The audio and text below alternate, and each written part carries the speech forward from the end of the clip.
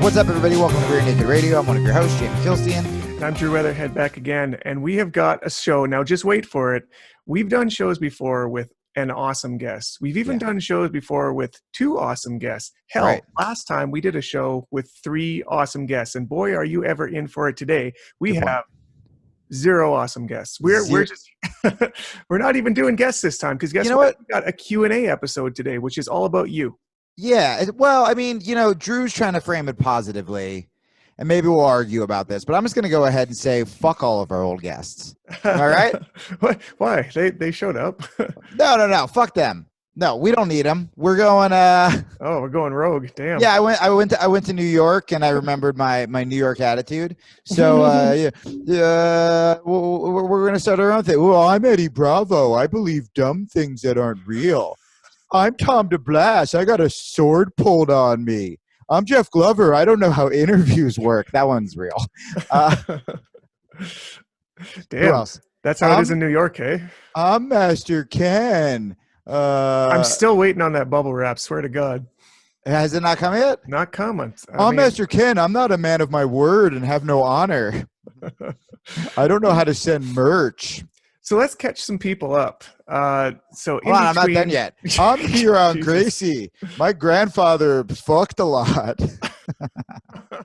That's on Huron's business card, by the way. It says Huron Gracie, Gracie University. My grandfather fucked a lot. That's actually on the front page of their home site, too. Just, so everybody's on the same page.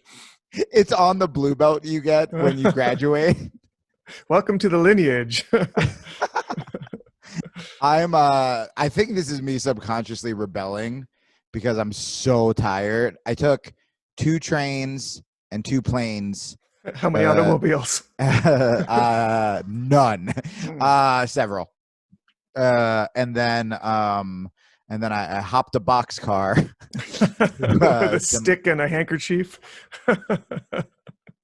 Show we're gonna lose every subscriber we've worked for. Let me just say before we keep being stupid, we've gotten so many pretty heavy questions from you guys, and they've been so good. And the seminar I did in New York, man, was, we'll talk about that, but it was I think my favorite I've done. And I stayed probably an hour after and talked to people individually about mental health stuff. And I just had this moment where I was like, oh, what we're doing is important, and it's not just about having big name guests. And I thought we just thought it would be cool. Plus a bunch of fucking flaky fighters were like, you said next week, right? And I was just like, no, I didn't.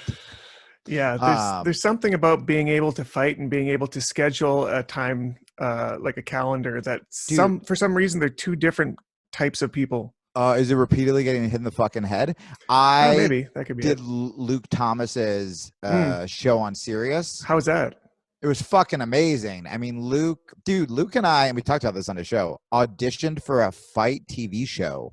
No kidding. On Fuel TV, which is now ESPN2, and alongside Steven Crowder. No shit. I thought it was like a fever dream. Luke told me that. He was like, do you remember that? And I was like, I'd convinced myself subconsciously that was not Steven Crowder. Damn. And Luke's like, dude, I've seen the pilot. And I was like, what? He's like, you made the pilot. But then Fuel TV got bought by ESPN. And they were like, nah. So I was almost part of that. And but the reason I brought him up, I was talking to his producer, and I was like, dude, even at the highest level, are fighters just the most insane people to get to interview? And he was like, yes. I remember. So it's not just us. That's good to know. No, it's not like people don't respect us. It's, or at least the fighters might do that as well. But yeah. I like that. The most respect we got was Tom DeBlass, who, even though he still was on his cell phone with no headphones, at least had the dignity to hold it up like this. But I remember when Jorge Masvidal, not when he was doing backyard fighting, but when Jorge Masvidal just beat Nate Diaz, he did Ariel Helwani's show, and his computer was tilted down like this. Oh, yeah. He was eating a chicken sandwich. He just at some point got up and walked away. He was in a house coat too, wasn't he? He's in a house coat. He like had his manager. He's like, here, come here, talk to him. She's like, you're on television. Very bizarre. I don't know why fighters aren't a little more media savvy, or they're just like badass and they don't give a shit. Yeah, we'll go with that. Chronologically, since the last podcast, so we did the Alabama trip. We did the Alabama seminar. We did the Alabama. We did skits while we were down there. Skits, not skits. Sketches. That's the word. Yeah, grandma. It's like calling jujitsu karate. Yeah. We got some sick ass jujitsu sketches that we got filmed over down there. They're gonna be dropping pretty soon, guys. If you don't follow me on Instagram, I would now, because I'm gonna blow up. These are some of the funniest. I mean, funny. They just kept getting funnier. You didn't even like the Worm Guard one, but I laughed my ass off when I watched that. I was not happy with the Worm Guard one, but like, people seem to like it on my Instagram, but that's why I just put it up over the weekend. I was like, but the ones we have coming up, I think I'm actually going to put the first one up today on Monday. Mm-hmm. I'm not going to wait a week for that. I'm not even counting the Worm Guard one. Okay. But yeah, I think I'm going to do how to beat a bigger opponent. And then next week I'm going to do, I don't know the order. I mean, my favorite one is the street, pulling guard for the street. Right. Just because Eli Knight is so good in it. He's a convincing evil motherfucker. Dude, don't even give anything away yet. But like, it's straight up like 90s John Hughes. Oh, yeah. It's so good. And what's funny is he was kind of nervous for the Worm Guard one, I think. I hope I'm not speaking out of line. And then it was like he was just like went into the locker room and like pep talked himself. And he like improv lines that I'm like rewatching. And I was just like, I did not write that. I did not tell him to say it. And it's so fucking good. Yeah. Like he just turned it up. And then, we have a very violent one dropping today on my Instagram. I'm sure Drew will post it on his feed. Mm-hmm. And then the one that might be controversial, which I'm very excited about, how to get paid in jiu-jitsu. Oh, that one's my favorite one. Which me and Drew did together. I almost want to save that for like the closer, I don't know. We'll figure it out. So you've got lots of sketches coming up, guys. When are you going to go to college and stop making those skits? Jamie, when are you going to do something real with your life, Jamie? Your brother went to Harvard. But you went to the East Coast, and instead of doing comedy, or maybe as well as doing comedy. Nope. Nope. Instead of doing comedy, you did another seminar on 2 days' notice and packed that shit out. Yeah, it was it was pretty good, right? Mm-hmm. I don't know how deep I want to get into this, but like medium deep. That's what she said. I was waiting. I set you up. Go medium deep. Your brother went all the way. All right. Sorry. Oh, damn. We're not both fucking my grandma, everybody, because she's dead. I'm so tired. And I'm also nauseous because I was like, I know how I'll stay awake. Eat ice cream and pizza. Makes sense. So my body is crashing and I feel like I'm going to throw up. But I was just like, it'll give me something to be excited about. So I just kept like, and I'm doing the thing that I did when I first became vegan where I'm like, it's vegan, so it's fine. Oh, right. Yeah. So you're eating Oreos for breakfast because it's vegan. The Ben & Jerry's vegan. There were Oreos in it. And I ate half of it and then I go, I'm going to throw this out. And then I was like, I'm throw it out of my mouth. And then I was like, I don't want to. So anyway, I did the New York. I tell so many people on these podcasts to follow their dreams, as cheesy as that might sound, right? And to do what makes you happy and to follow your purpose. And, I realized I wasn't really doing it. I love jujitsu and I love this podcast and I love talking about mental health, but I was still playing some stand-up shows that I didn't. And I love stand-up, by the way. When I'm doing the right show, I did this guy Shane Moss's like live podcast thing. And it's like this like psychedelic science comedy podcast. And the audience was like super hip and young. And it was great. I did that before I left. And then I got this offer from this guy who was on Rogan's last week, Raghunath Capo, who used to be in this hardcore band in New York City. Okay. And then he went off and became a monk. and now is like this like yogi spiritual guy. It's just an age-old story. Yep. And he happened to be why can't you be like your friend Raghunath? He gave up rock and roll and he went to one of those Indian places.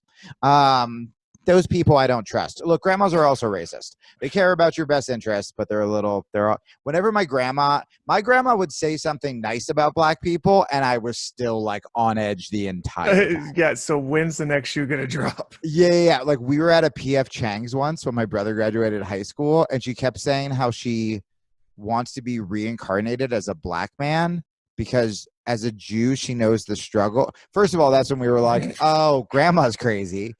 Also, I'm like, I think she's trying to be progressive by being like, it's like the ultimate I have a black friend is I would be reincarnated as a black. Anyway, so I got this offer. Me and him, he lives in upstate New York. I mean, the Rogan episode was wild. And, you know, he kind of went through what I'm going through right now, which is comedy and politics I was doing for ego for a long time, and jujitsu and this podcast I was doing for love. You know, I think I've said this on the show, but agents told me not to bother doing the jujitsu podcast. And then I wrote you and I was like, you want to do a jujitsu podcast? And now I strangled some agents, Drew. We're in this. Yeah, we're in it together. I dropped your business card. So it's me and you. I have a business card. Yeah. It says Huron Gracie's grandfather fucks a lot. So I really thought that callback would get more from you, but that's fine. And so, but when he left to become a monk, he was following this calling, right? And jujitsu is my monkhood, where I wasn't excited. You shouldn't be dreading going to your job, especially when your job is fun, like comedy. And so I wrote the club and I was like, hey, can I skip Thursday? Which is always like fucking 50 people anyway. Right. And they're not paying me shit. They're not putting me up in a hotel. So I'm going to have to take an hour train ride into New York anyway.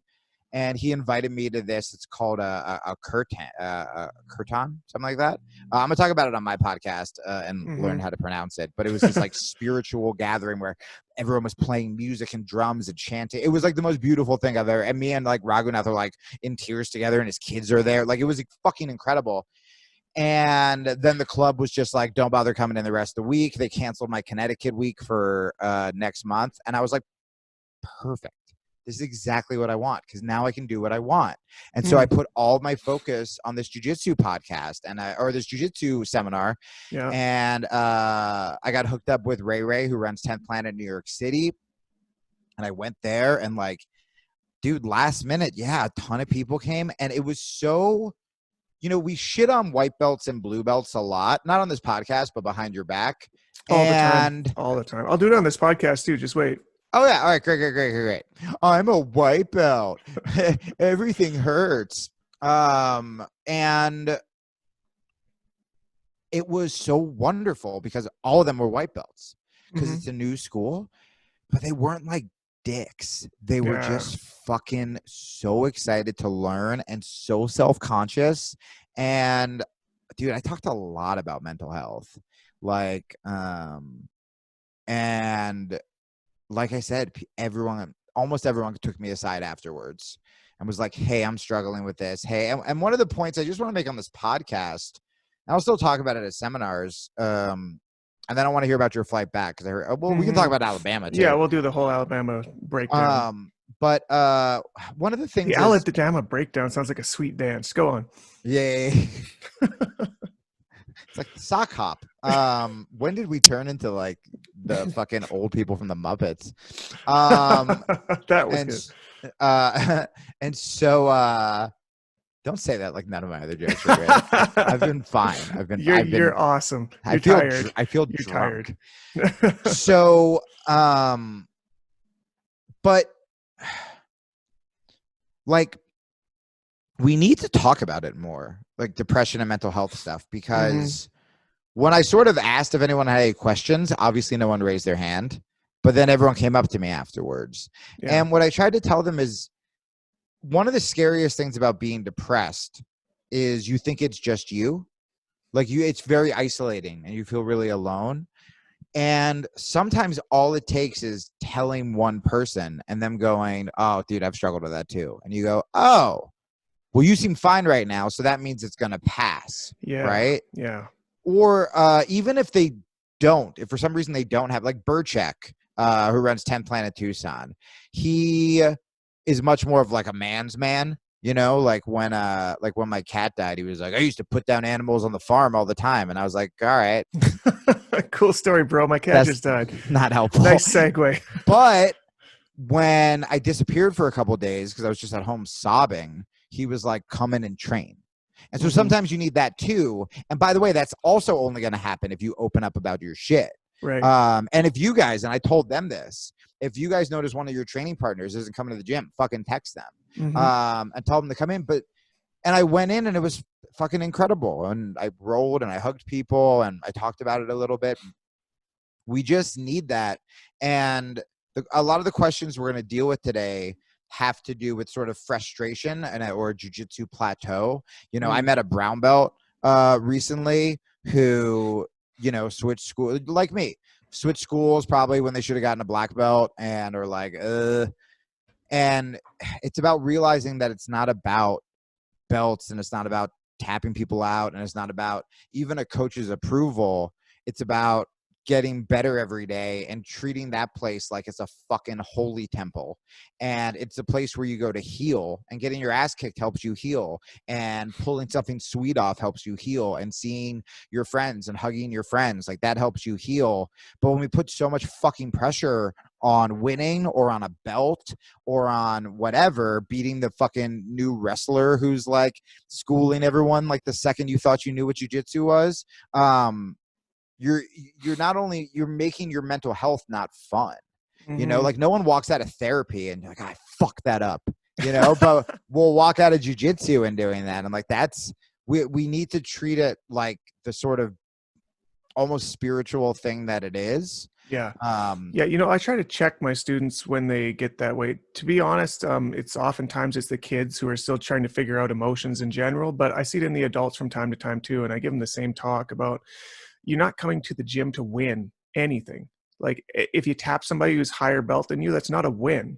This is just practice. You know, you come here to practice. And if you start putting so much onus on any given role, I think that Huron talked about this too, that you can't put so much weight on any given role because then there's too much to lose if it goes wrong. And you're really not losing anything. You're friends that are helping each other learn.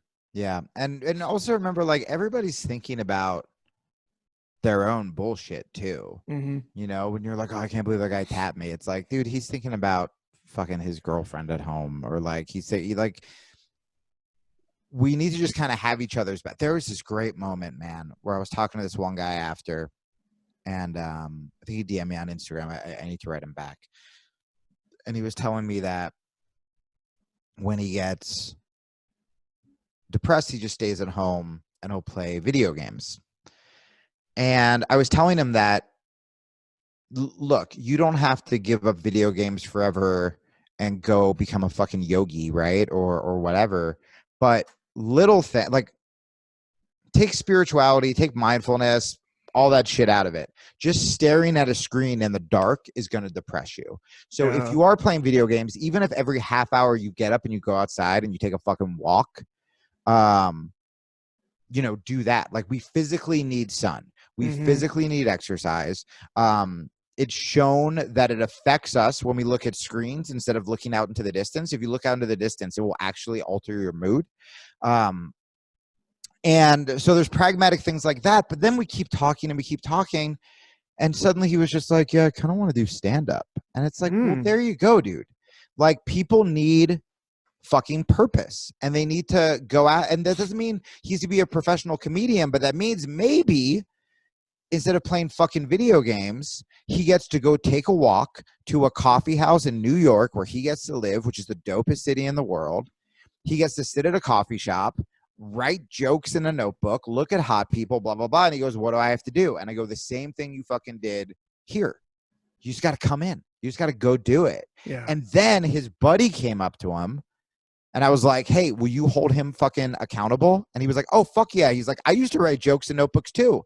And I was like, guys, go together. And I think they're going to fucking go together. And that's, I wish I could talk to all of you individually, but everyone has these stories like that where when you identify yourself as I'm depressed, you're not getting to the fucking root cause of it, where you just think you're broken or you're defective. But a lot of times it's like, I'm depressed. Why? Because I'm lonely, because I hate my job, because I secretly want to do comedy, because I feel like I'm the weakest one at the gym. And it's like, okay, great.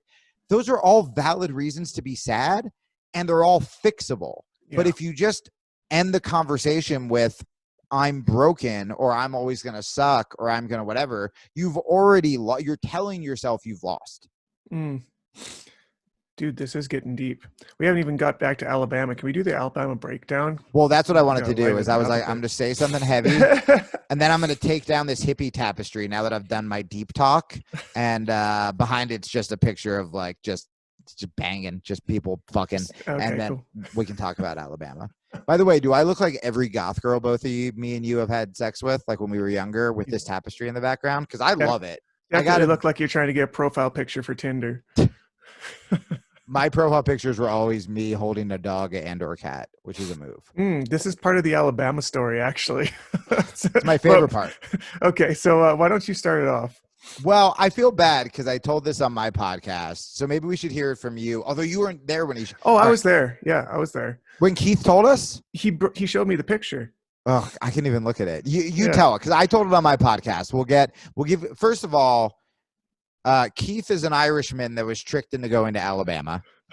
He has been kidnapped by BMAC and works for him for free. He was given a brown belt, which then engenders him eternally. It's a dirty old trick the Alabamans like to play. Yeah, I know. I'm not supposed to say this. I don't think Keith's allowed to listen to podcasts or television or anything like that. So he won't be listening to this. But BMAC told him that Alabama is the only state in America. So when Keith wanted to travel to America from Ireland, the big America, the greatest country in the world, he thought he would be seeing all of it, but BMAC made up some story about some great war or whatever, and Alabama is the only state that's left. So he thinks that's all. We had to pretend we were from different parts of Alabama. Brandon, I thought that there was New York and Los Angeles. And, oh no, buddy, those things, they're all in Alabama. Just different parts. We're in Decatur. It's better. Rock and roll sushi is like the Chinatown of Alabama. Dude, okay, first, we got to touch on Irish Keith for a second, who is better known as Irish Keat. Yep. One of the coolest guys I've ever met. He's super cool. I've been DMing him about religion, about Bill Hicks, he's just... Yeah, he goes deep. He also is kick-ass at Fortnite. I watched that guy for like 3 hours just beat up 12-year-olds on Fortnite. Told people to go outside. Don't play Fortnite, guys. Yeah. But yeah, he's amazing. And by the way, I rewatched the Eli video, the guard pulling for the street. Keith's in it. Yeah. And if you he's doing like a lot of really subtle shit and is hysterical. Like, he's low key the best part of that. If you go to rewatch it from the beginning, knowing what happens and seeing like he's never sold on this from the get-go. He's just the angry blue belt who is dragged there by his like dumb. It's so good. So Irish Keat comes up at some point between there's a group of us talking and shows Jamie first. He says, "Do you want to see what?" Like, we were talking about Tinder somehow. Well, it's me. Anytime we're talking about Tinder, it's me. Everyone I met, I told I was celibate. Right. Before not being celibate. Hi, I'm Jamie the celibate. Yeah. By the way, that is all it's doing is getting me more girls, and I have to stop. It is backfiring. Well, wait a sec. If you have to stop, doesn't that mean you're just doing the same thing? That just means I'm celibate. God damn it. I guess I got to go out and fuck. But if I say that, if I just say I'm Jamie Kilstein, I'm trying to get pussy, then no one will want to fuck me. It's reverse psychology. Whereas when I'm like, I'm celibate, they're like, we'll see. So we were kind of just sharing horror stories about dating sites, and we were also, what you what you say out loud is what you attract into your life. And I don't mean in like a hippie, even like God energy way. I just mean you find those people when you're like, I want to live a life where I'm happy and confident and just secure, whether it's being by myself or whatever. Those people will come into your life. When you're just sort of like drinking and dicking around and not really doing anything, you attract those other fuck ups because they will make you feel better about yourself. You know, Mhm. yeah, you whatever. So Tinder, The tapestry has spoken. Yeah, take over, please. I just watched some fucking Hare Krishna documentary, and I'm good. Irish Keat comes over and says, "Hey, Jamie, do you want to see what I can't? I'm not going to keep doing the Irish thing, but no, just do an Australian one instead. I might. Do you want? I'm Keat. Do you want to see? I live in a prison colony. He says, "Do you want to see what Alabama Tinder looks like?" And he said he was on Tinder for a day. Nobody who gets asked that question is going to say no. So it was like, why even ask that question? No, I would not like. Of course, I would like to see what Alabama Tinder looks like. You could ask you could go up to the Obamas at a dinner, make it past Secret Service as they're dragging you away. Wait, I want to show you what Alabama Tinder looks like, and everyone will be like, bring them over. Yeah. Now, here's the thing. I should also preface, Drew is a Canadian and I am a coastal Jew elite, right? Sure, I've moved to Arizona. Sure, I might buy a truck. Sure, I'm going to shoot a gun. But at my core, I'm a vegan Jew elite. And we kind of went into this. I went into this being like, yeah, I'm still reeling from this mushroom trip, as you can tell from the first fucking 10 minutes of this episode. And so I'm just like, hey, man, we're fucking all one. So I'm going to love everyone, and stereotypes are bullshit and blah, blah, blah, blah, blah. Enter Alabama Tinder. So according to Keith, this is literally the first profile that shows up when he opens up Tinder in Alabama. Yeah. And I don't know how many miles away from him, maybe 2 or 3 miles this lady was. Yeah. And she is a middle 20s, single individual in the back of a pickup truck holding up the head of a dead deer that she has just slain. Oh, my God. Bloody head. Guys, here's the thing. I've never seen anything like this. And I can't stress this enough. I've been called a cuck by many Republicans on Twitter. And usually they're holding like a dead fish. Or, and that's fine. Or if like they went like, even like game hunting would be the worst. They'd be posing by it and it almost looked like like it was already stuffed. Yeah, yeah. You know what I mean? Like it looked, I mean, I fucking hate it, but it looked as classy as you could get for a hunting picture, right? She looked like she was like that deer cheated on her and she just ripped the head off. It wasn't like the deer body. She was like holding the head like a fucking horror movie. Okay. I don't think you looked at it long enough. You definitely didn't. Okay. Because it was definitely still attached to the body. Oh, thank God.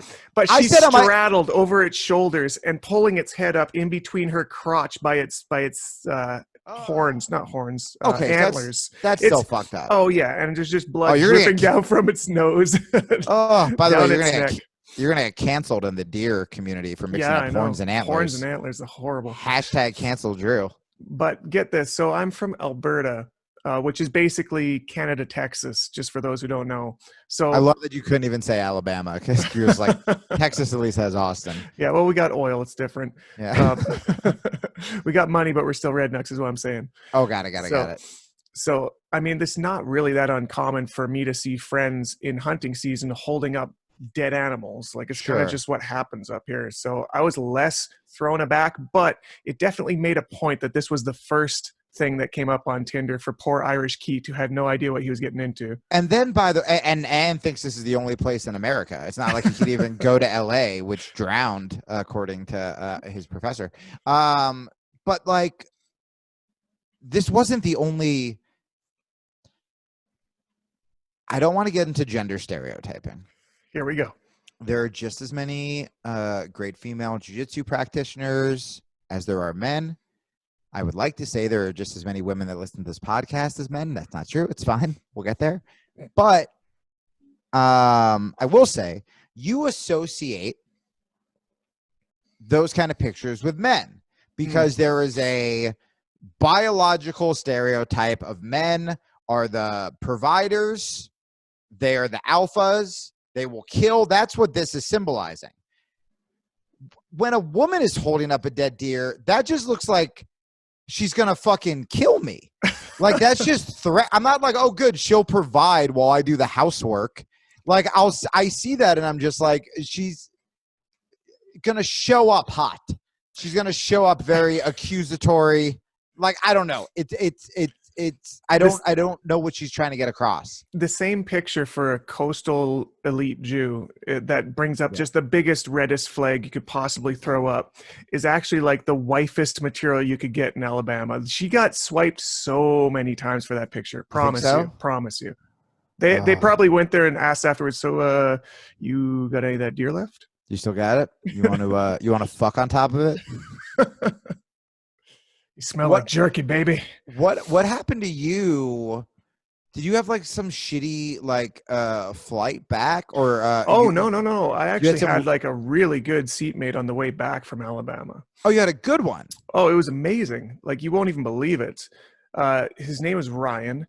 His last name is Lyons. Shit, you're not. Ryan Lyons. This is already, by the way, farther than I've taken any conversation on the podcast. Don't get me wrong. Today, there was a family on my way back from New York of a mom and women. And because, again, until I saw Alabama Tinder, I didn't think women could provide. So I lifted all their suitcases up.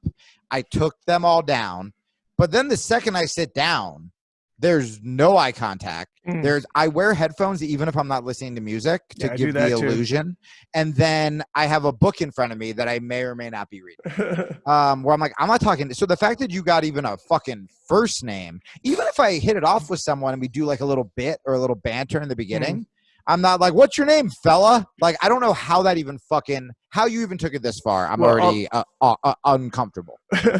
I'll let you know. So I'm the same way. I'm very introverted when I'm in public with people I don't know. I don't have the interest unless I'm supposed to, unless it's like obligatory. Right. But the way this one went down is we were sitting beside each other for like 45, maybe an hour before first words were said. And the way it happened was the food cart was coming along and I never do this. He pops open the menu and is looking at like, buy me real food. Ew. And I'm like, I should do that. I'm going to buy some food. I'm just going for the cookies and water this time. So I open up the thing. I'm like, okay, yeah, I'm going to get this ham croissant or something like that. I'm like, that sounds really good. I'm going to get that. I don't care what it's worth. Okay, we're going to get that. And I tell the lady that that's what I'm going to get. And she even calls back. Been bullied into crackers long enough. I'm going to get a goddamn ham. I'm a man. Your wife doesn't let you order. Yeah. Fucking man. I could kill that fucking deer. I would also like the Dunkaroos. This lady, this kind person who is dealing out the food even calls back and makes sure that they have that because she's not sure if she has it. And they say, oh yeah, we have it. So person brings it from the back to me. And then at that point, it's exactly at that point I realized that I'm about to hand her cash and they don't take cash on the plane. No. And so I'm like, I don't think my credit card can be used in the US right now. I didn't tell people I was flying and it gets locked when I use it out of country. Right. So I'm like, I'm sorry. I don't. And then Ryan beside me is like, oh, no, I'll pay for it. I got it. Don't worry about it. Oh. He buys his food. He buys my food. I feel like kind of sheepish about it because I don't like other people paying for my stuff when I felt like it kind of got foisted on him, but he was really nice about it. Oh yeah. No problem letting me buy you that fucking water in Alabama. But Ryan, special Ryan. So it turns out Ryan is a married gay man who works for Cirque du Soleil for like 14 years. Great. He is a 3-time world competitor in gymnastics. He's competed at 3 different world gymnastics competitions in his life. Holy shit. He fell 23 feet from Cirque du Soleil and broke his back. Yeah, this story does not stop getting interesting the more we're talking. We have like a 4.5 hour flight, and I feel like I didn't get enough out of him by the time. I also love that he was silent, and the second he saw an opportunity, he's like, "I'm gonna buy this guy's friendship with it." Look how sad he looks without his ham and cheese croissant. Oh my god! All right, so Cirque du Soleil, gay, married. Broke the his old back. Liberal in me, by the way, is I'm like, oh, I don't like that he worked for the circus, but I'm legally obliged to like him because he's gay. So I guess, but then the institution of marriage is kind of a patriarch. Okay, I don't know what to think. Keep going. Awesome guy, bottom line. And we talked about everything you could think about. If this was a JRU, we went the full 4 hours on this one. And yeah, it like I basically get him on the show. Pretty much. I just treated it like a podcast. Like he was that interesting. Every story he had was super interesting. Everything from about being a Catholic guy afraid to come out to his parents to, talking about not ever having kids, but he's got like his sister has kids that he really enjoys and loves on. And he's lived in Australia. His husband's from Australia. He's lived in obviously Las Vegas. He was coming from Miami. He lives in Vancouver Island now. Like he's got a fantastic story. He's just about turning 40. I'm like, damn, that's a lot of life. That's incredible, man. And like, I have, I joke around about being introverted, but that's been another thing that's really helped me with my depression is just like, when there's a lot of pressure on me, I love giving seminars, and I was actually pretty okay with, I really enjoyed talking to everybody afterwards, especially knowing they could finally open up about depression and knowing I was actually giving them advice that could help them, like I've been doing this like one-on-one coaching thing in my other podcast, and it's just making me more attuned to it a little bit. Like I'm good at it. But then afterwards I couldn't go out because it's emotionally, it's exhausting, but I remember, and I'm sure I can tell this because she talks about mental health all the time. But Erin, who does Submit to Stigma, right, who's wonderful. I remember when I did the Albuquerque seminar, and I told her, I'm like, it's my first seminar because she's been doing seminars forever, and she was like, how'd it go? And I was like, it went so well. And she's like, how are you doing right now? She like knew the questions to ask, and I didn't even see where she was going. And I'm like, I'm kind of crashing. And she's like, are you at the post-seminar lunch? And I was like, And then I was like, in fact, I'm texting you from the bathroom that I walked into when I didn't need to go to the bathroom. Like, I was so hungry that I was shaking.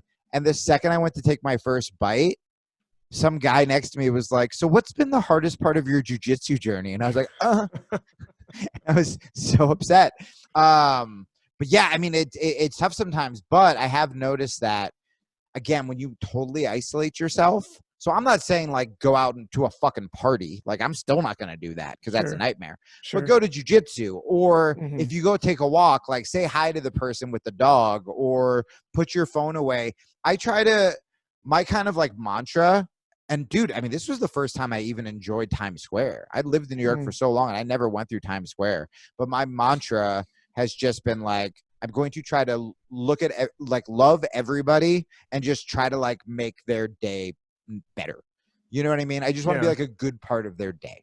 And it fucking helps just having that conversation and seeing the checkout girl break out of her like passive aggressive monotony to be like, oh, and a human interaction, like sometimes you just need those. But especially when you can meet people like that, it's just like, oh, when the fuck are you ever going to get to do that again?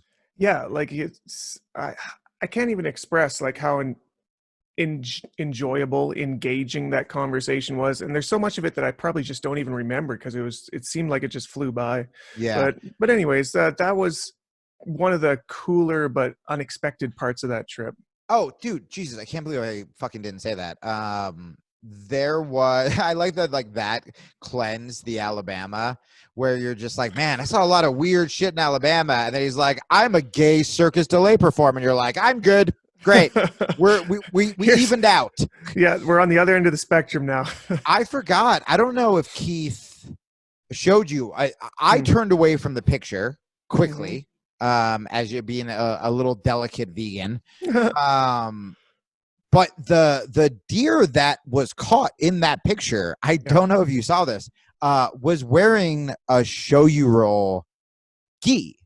You have got to be kidding me. I swear to God. So my thought is, it is such a shitty gi that it was probably slowing this deer down so that this crazy Alabama woman had no problem on fucking foot just chasing down this deer, getting grips from the sleeves that were just probably flopping all over the place.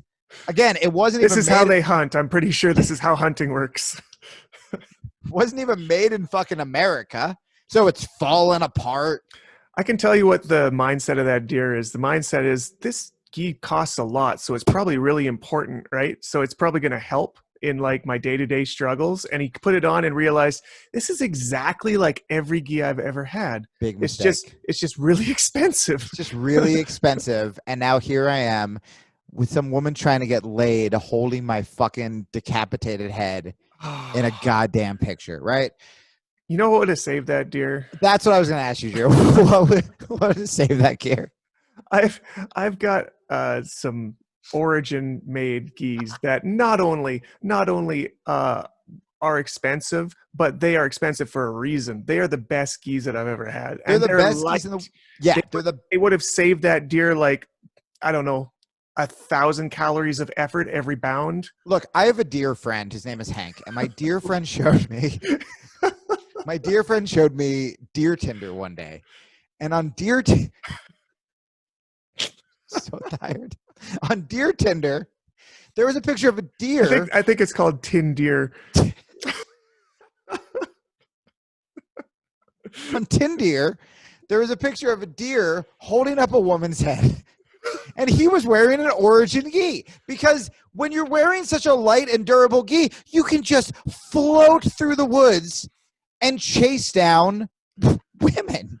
Well, obviously, when you've got that type of American-made apparel made and coming from the mind of someone like Jocko, you become the apex predator, whether or not you are. 100%. I got to tell you, man, I haven't always been the most patriotic person in the world, but when I saw that picture on Tin Deer of the deer wearing an origin mane gi holding up that terrible woman's head, I started singing the Star Spangled Banner. I didn't even know if I got all the words right, but I goddamn did my fucking best. And in my something heart, about stars, something about rockets, something about rockets. I don't know where the rockets are going. I think Iraq. But in my heart became it is always the 4th of July in my heart now, thanks to Origin Maine, thanks to Tin Deer, thanks to really Jocko and this amazing company, which, by the way, Coastal Jew talk coming your way, 10% off if you use promo code Rear Naked.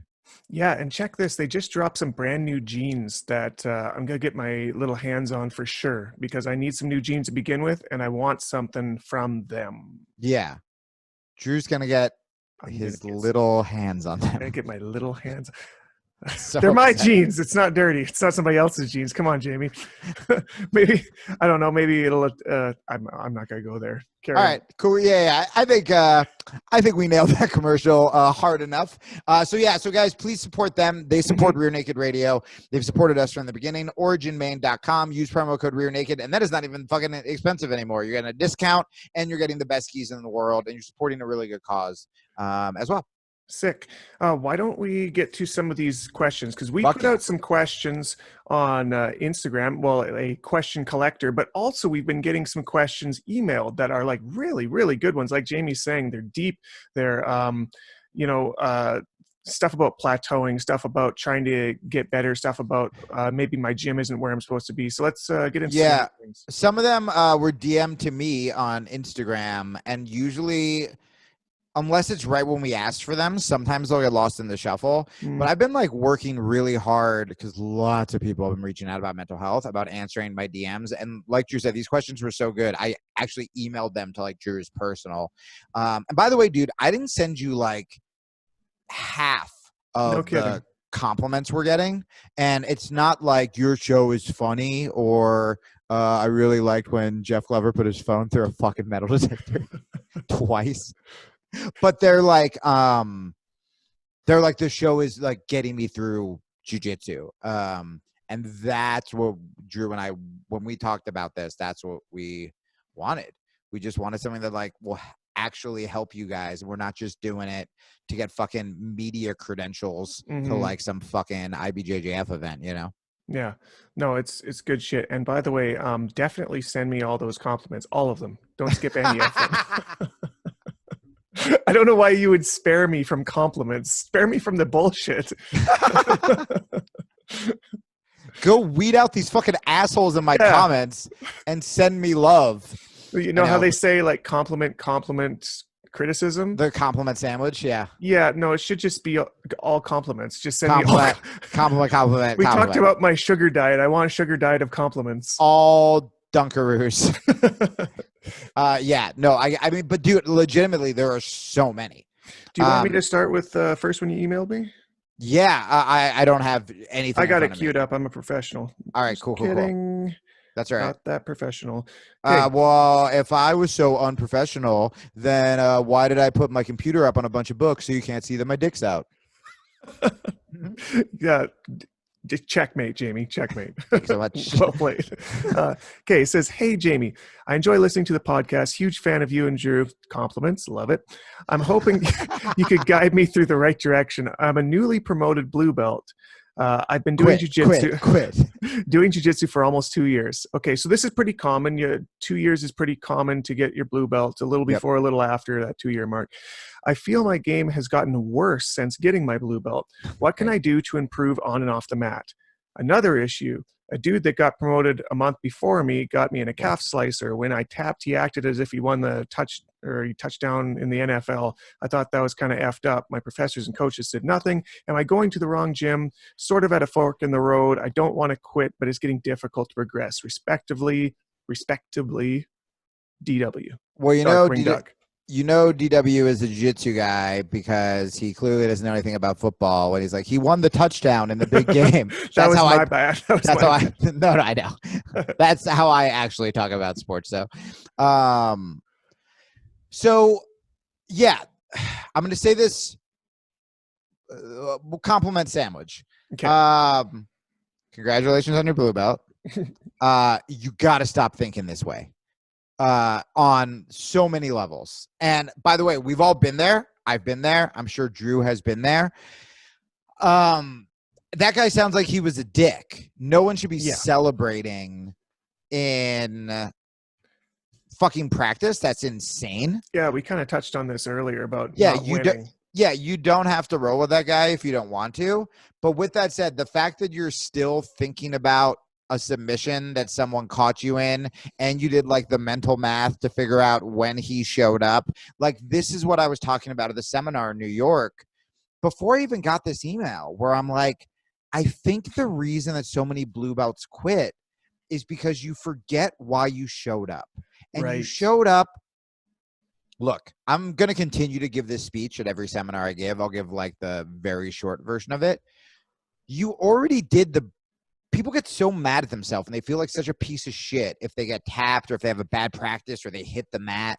I remember I hit the mat once and then I thought to myself, I'm like, I don't want to be the hit the mat guy. Oh, I hate it when people do that. It just gets so awkward in the whole room. It's just insane. Yeah, everyone thinks someone got hurt. It's just like fucking insane. And what you need to remember, this is the most important thing I will say today.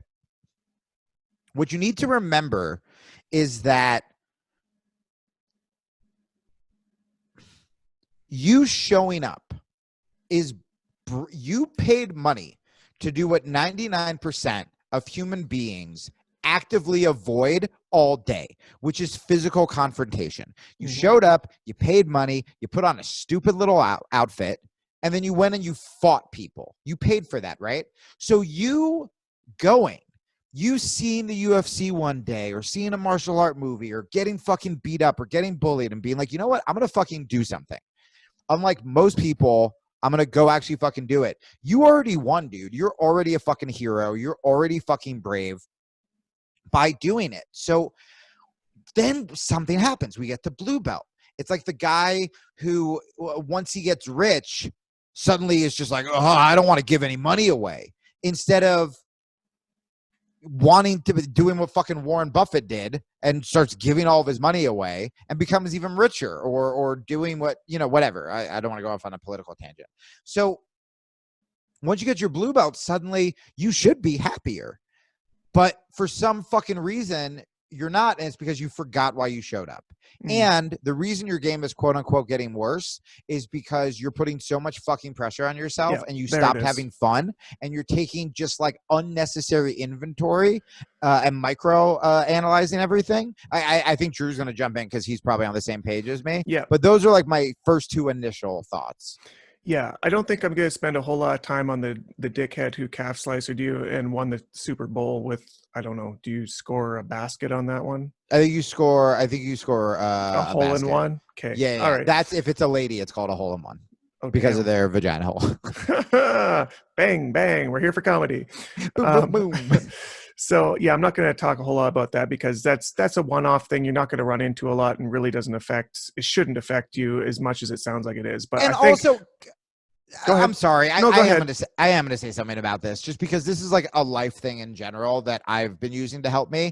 That dude's life sucks shit. Like anytime someone is mean or bullies or has to take pride in like hurting someone, it's like feel sorry for that person and like actually kind of be kind to that person because he's going through some bullshit that you have no, like if you're that kind of person, if someone bumps into me and it's just like, hey, where you fucking going? I can literally just be like, have a good day, man. Because I know that guy's going to go home to get yelled at by his wife and then pretend to be tough at a bar and he's never been punched in the fucking mouth. And I can be above that and just be like, good luck. Yeah. Good point.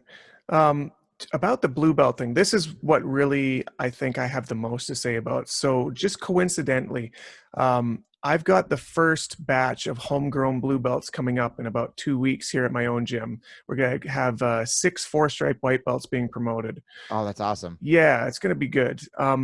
All 6 of them have a different story leading up to that blue belt. They didn't get there on the same path. They all have a different game. And here's the thing is, as the coach looking at this objectively instead of the student who's looking at it projectively, like a maniac, looking at it like this big mountain is approaching, right? Blue belt it's for a white belt is like the big major touching point that few shall reach kind of thing. It seems so big when you get there or when it looms. Nobody is going to give a blue belt to somebody who's like, the day that they're good enough for it, okay, now we're going to give you your blue belt. All of those people that are getting their blue belts in the next couple of weeks have been blue belts for a while. Okay, I don't want to give them something that they're barely adequate for. So your coach already knows that you're at that blue belt level, but it sounds like you're having to convince yourself that you've earned it. Yeah. It's a great, that was beautifully said. Yeah. And it is kind of, it's hard to see when you're new to blue belt what that belt means, but really you just gotta trust your professor or your coach who's given it to you because he knows what it means better than you do. And I promise you that he doesn't think you're getting worse. Yeah. When I remember when I got my purple belt, the first time I rolled at Marcelo's, I was like, well, nobody can score a point on me. Like, because I was just like, there's something called imposter syndrome where comedians have it, performers have it, where you just never think you deserve to be there. I mean, I just heard an interview with Judd Apatow where he's like, I still, every set I'm on that I'm running, think I'm going to get in trouble or I'm not supposed to be there. And I walk into a comedy club and I'm like I was headlining the Tempe Improv and I showed up and was like, I think I'm on the show tonight. I literally said, I think I'm on the show tonight. And these are things I've been working on like the last couple of months, but like I'm fucking 37 and I'm working on this stuff now. This actually ties into, I usually don't talk about like conversations I had, but I talked to so many people in Alabama and New York. It's not like anyone's going to like piece it together, except for Keith. We really just threw him under the bus. And Keith's from Ireland. He can't find a girlfriend. He's on Tinder. Tinder. So we show up in Alabama. It's just like us. And we're like, hello, nice to meet your date. And it's just him sitting next to a deer, just like in a little dress. I'm like picturing like a Far Side cartoon. It's a summer. It's got a little sundress on. It's kind of cute, actually. Showing a little tail. That's true. So the sorry, now I have this whole backstory where like a hunter walks into the restaurant and Keith realizes that he's being used because she's trying to be disguised to be in the human world because the hunter's been coming after her. Oh my God. Wait, I love your brain. Oh God. Okay. Carry on. And I forgot what I was going to say. Story. Imposter syndrome? Yes, there you go. Yep. One of the guys, I'll change some details around, but he's been like, let's say a purple belt for a while, and just like me, been traveling around. And like, I gotta say, when I got my blue belt, I cried. When I got my brown belt, I was like, kind of like, fucking, it's about goddamn time. Finally. Because like, I just, I moved one gym before I almost got promoted, and then I had to restart. And now, like, I mean, the blue belts when I was, they're all fucking Marcelo black belts now. And I was getting to that point where I was kind of becoming that fucking dude. Like, I mean, my purple belt looked dope. It was almost white because so much purple was off just from fucking scraps and from fights. And from bleach. And from bleach and from washing it, which everybody do, you fucking serious. Gross. So I should have had more pride in it, but I just was like looking ahead. And when I started to give seminars, I was kind of like, fuck, now I definitely need a black belt. And so I was just like, all right, well, like Drysdale would probably give it to me, and like, oh, that'd be cool if like I could be like errands for, like, I have people who would give it to me. But then I'm like, maybe I should go back to Marcelo. And now, dude, I gotta say, when the seminar in New York started clapping, it felt like it was really powerful for me. And I was just like, oh, just like when I changed my political podcast to focus on mental health, I was like, if you have a purpose, why do you do jiu-jitsu? Why do you teach jiu-jitsu? If there's a purpose behind it, that's not a belt, that's not a whatever, then it doesn't matter. Yeah. Because I did this New York seminar and I was like, oh, like I've had people already tell me, like, you have given a better seminar than like we had a world champion here or we had a whatever. And I'm going to work harder. And so it's just going to be word of mouth. But I stopped thinking about the belt, and I'm like, I know my fucking jiu-jitsu is this level. I know my teaching is this level. And I think when I told this person that, it kind of, I saw like a little light bulb go off where I'm like, you're not going to progress, if you think that way. Or maybe you'll go to the wrong school because I want to be a John Danaher black belt. But what about if the brown belt that you're learning from can actually teach you more? Like, you don't know. Yeah. You don't know who you're going to vibe with. And if you're only thinking about the materialistic bullshit, you're not going to get as far. Yeah. Can we talk about the sketch where you wore a black belt for, and you were getting people asking you if you got your black belt and they didn't know? I got so many DMs, like sincere DMs from people. I think more people were like congrats with 2 question marks. Did you go? Someone was like, did you go back to Marcelo's to get your black belt? And by the way, I was so bummed out that because I looked at that sketch and I was like, yeah, I look fucking great in that black. Like, it looks very like, I watched it and I was like, yeah, I mean, I'm a fucking black belt. Like, up here, I'm a fucking black belt. And I didn't tell anybody no. Like, I didn't respond and was like, LOL. I was just like, yeah, you fucking goddamn right.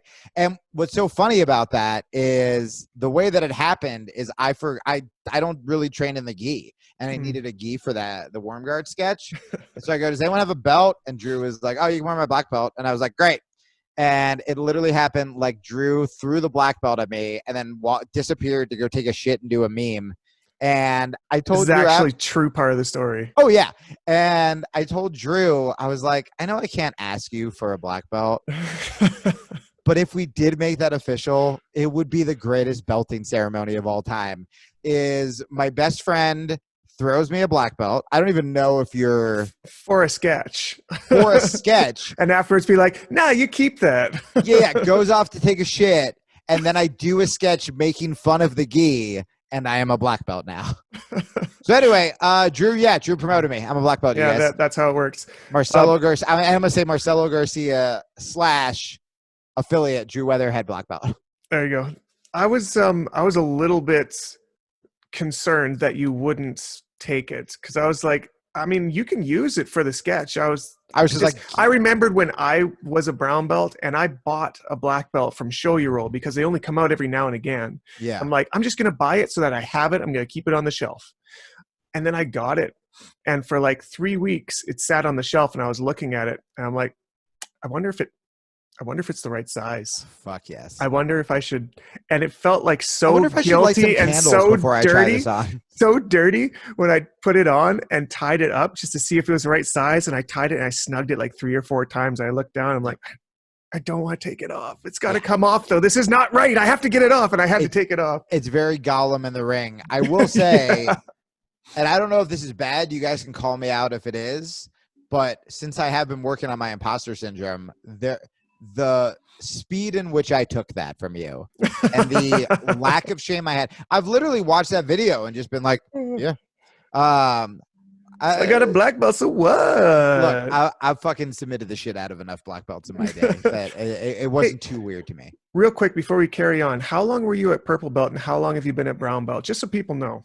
Dude, well, I mean, technically I was purple belt. So I was a 4-stripe purple belt for like 4 years. Like literally next belt ceremony was getting my brown belt, moved to Henzo's, started again 3 years at Henzo's, brown belt right before I left. Yeah, damn. Yeah. But like, and before I would have been upset. And even recently, like when I started doing the seminars, I was like, I should just fucking go just like do it from one of my friends and make it cool. But like, I mean, what would be cool about Aaron is Aaron's just such a badass and such an outcast. And, you know, to get it from a female black belt would be really cool. And also we used to partner, and she was one of my main training partners at Marcelo's. So that's right. I forgot she was an MG black belt. Yeah. So she's a Cobrinha black belt. I think she got a brown belt from Marcelo. So Alliance anyways. Yes. And, but like we've like beaten the shit. Like we've like scrapped and like we were in this shit together. Whereas like Drysdale's just like my boy. Like that would feel shitty of me. Yeah. Okay, so let's look at this next question here that you also emailed me, which is another badass question that you probably can get into a little better than I will. So I'll definitely let you field it first. Well, actually, I would say you field it first then. Oh, okay, so sure. Give your thoughts, and then I'll give a little brief overview, and then you can jump in deep, not medium deep. Nice. Like I'm going to. From training BJJ full-time to not training for a year due to health issues, in parentheses, depression, anxiety, and gym issues. Oh, that's why. The questions that you're like, Jamie will ever feel this. It's never like, I feel like I'm too strong. I'm hilarious. Hey, I'm just like a put together regular guy. How bad am I going to be when I get back to training? Or is it like riding a bike? It's like I wrote this question. All right, okay, you feel it. I'll give you a brief one from my point of view. So from a healthy, good-looking guy. From a healthy, good-looking guy, as we all are, right? Healthy, good-looking guys. I feel like everybody can relate already. Everybody's turned off the podcast. I'm going to touch on the last part here, which is how bad am I going to be when I get back to training, or is it like riding a bike? Because I can talk to that. There have been points of time where I've had to take training off, either for work or for injury. And different points of how long you've been training are going to sort of define how much like a bike it's going to be when you get back. So if you are 6 months into training, it's not going to be like a bike because you haven't learned how to ride a bike yet. If it's like 5 or 6 years into training, it's very much like getting back on a bike. The only thing that's going to suck shit is your cardio, but you'll be able to pick up exactly where you left off. Yeah. I mean, that just happened to me. I rolled for the first time in Alabama. because I really Oh, we got to talk about some of that too. Yeah, I got to roll with you and Eli and Keith and I feel like one of our other homies, not BMAC, I don't know. But yeah, you got my first round where I'm like, my cardio was fucking Keith. I was like, hey, I'm going like, because BMAC's like, here are the guys who will go not spazzy with you. And suddenly I'm like, I think Keith and I are in a fight. And he was like, sorry, when there's a visitor and BMAX on the mat. And I was just like, well, that's not what we fucking agreed upon. And so anyway, we had a war, but I was just like, all right, I'm still okay. But yeah, it's usually like 3 days for cardio and then you're fine. Mm-hmm. I will never forget this. I don't know who I was rolling with. But I remember where I was in the gym at Marcelo's when I came back off an injury once and I rolled the best I've ever rolled. Yeah, me too. I've done that before. Yeah, and my cardio was horrible. Yep. But the reason is because I wasn't writing defeatist emails, being like, am I going to suck? Yeah, if you say that, you're going to suck. But if you're just there because you're just so fucking excited to get on the mat, I remember I was doing like weird back step cartwheel shit, like stuff I had no, and by the way, probably half of it worked, but I was just so fun. I was having so much fun. I was very like loosey, like, I mean, I kind of play loose anyway, but I just remember the best way I could describe it is I was trying to do jujitsu like Anderson Silva boxes. Ooh, like I was trying to just have that like hands down fuck around style. Yeah. And it was because that should be a real style, hands down fuck around. Hands down fuck around. Maybe that's another Alabama dance. I don't know. It's illegal in every other state. It's very upsetting. And so I would say that go into it with that mindset. Don't be like, I hope that guy I started with hasn't been training really hard. Like, none of that matters. You get to go do jujitsu. You were injured for so long. You probably weren't that healthy. You were probably a little bummed out. You probably ate a little shittier. And now you have such a cool fucking life that, what would 16-year-old you think? You have such a dope life that you get to go do jujitsu. That's all that fucking matters. That's all that matters. Really cool outlook. How would 16-year-old you think? I love that. Dude, when I get to one of the things, because he mentioned depression, and I'm going to talk about this on my podcast this week, and I'm actually going to make the people I'm coaching write down examples every day, is gratitude. When I've started showing more gratitude for what I have in the current moment, even when it feels like I don't have anything, more shit comes. Because again, I'm not okay. So I'm totally going to talk about this. I wrote it down to talk about on my podcast, but I'm going to say it for you guys. A lot of times we wake up and the first thing we do is we wake up in a fucking panic. There's like a second where we're like, and then we're like, oh, and like everything hits us. Like the fight we had with our girlfriend. It feels like when you were a kid and you realize you didn't do your homework and you were like, oh, fuck, like, do I drop out of school? Like, it was just abject horror. And again, this has to do a lot with all the Eastern philosophy and spirituality shit I've been reading, but all we have is this present moment.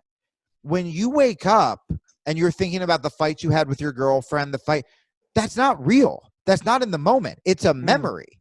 It's something from the fucking past. So if you fought with your girlfriend, you can still wake up happy and be like, okay, I'm going to go apologize. Or, maybe it's time to move on or whatever. But when we overload ourselves, which is negative shit, then we get on our phone and it's more negative shit. That I talked about that on my podcast, where it's like looking at your phone. That's the equivalent of just like shoving McDonald's down your face, like first thing in the morning. It's just you're poisoning your brain. So, but if you wake up and the first thing you do is you meditate or you even journal, I mean, I can tell you one of the worst moments in my life is when I was in this flea infested apartment in LA. I just like lost all of my money. And there was a day where like, I was so scared. And then Talib, my little cat, came up to me and I like held his little face up to my face. And it was just such a beautiful moment that like, that's what I would have written down that day. Or, I mean, there's so much, the fact that you have a place at all. And so, yeah, that 16-year-old thing, it sounds silly, But it makes a lot of sense to me. I love that. There were times the other day where I'm like, I get to do martial arts and I play guitar and do comedy. Yeah. That's literally everything I wanted to do when I was a kid. Mm-hmm. Like, who gets to fucking do that? And like, there are going to be challenges. Like I said, don't be fake positive, but everybody has something every day they can be fucking grateful for. And it can be as little as, you know, the food you ate, or the way the fucking you saw a star, or you whatever. It doesn't have to be huge. And when you start looking for more, you're training your brain to look for the positive instead of just beat yourself down. Nice. That was good. I'm going to listen to that on your podcast too. That was good. Yeah, baby. Before we get on to the next question, which will kind of tie into this topic that I want to hit beforehand first, coming back to Alabama. Yeah. Did I just give you flashbacks? Coming back to Alabama. I'm home. I really enjoyed Alabama. We're bullshitting, but it was a lot of fun. Yeah, we should say that the schools were fucking incredible. Mm-hmm. Did I tell the rash guard story? No, I told it on the live podcast, right? Yeah, that's right. Yeah. Okay, great. I opened with that at the seminar because I wore it in New York. Oh, nice. Boy, did that joke kill. I've never I'm starting to think of my seminars as a show. Yeah. Where I was like getting ready and I was like, oh, I should open with something funny. Yeah. And I kind of put it together as like a bit. I did it on stage at that big Shane Moss show in front of a couple hundred people because he was talking about sloths. Yeah. So I just went on stage and I told the story and it fucking killed. And I was like, okay. So I went into the seminar thinking about it. And it's cool. It's like, this is a big thing with comedy. If you can open with something, if you can get them right off the bat, suddenly you feel like you can do anything and you can experiment more. And I think that's why the podcast or the seminar was my favorite seminar I taught. Because once you open strong, you can kind of do whatever the fuck you want. Yeah, that's right. I feel like there's a life metaphor there, but sure. Anyway, back to Alabama. Yeah, so I wanted to touch on the roles that we had Friday night, the night before the seminar, because it was really the only training that we got, like honest training.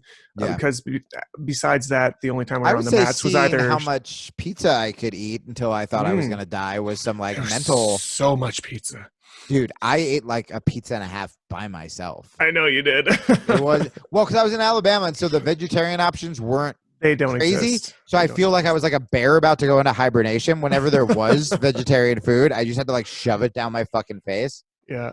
But the roles, the training. So I wasn't sure that I even wanted to train on Friday nights because to be honest, like that flight kicked the shit out of me. I had to get up at like 1:30 in the morning to be able to fly down and get there like 10 hours later between,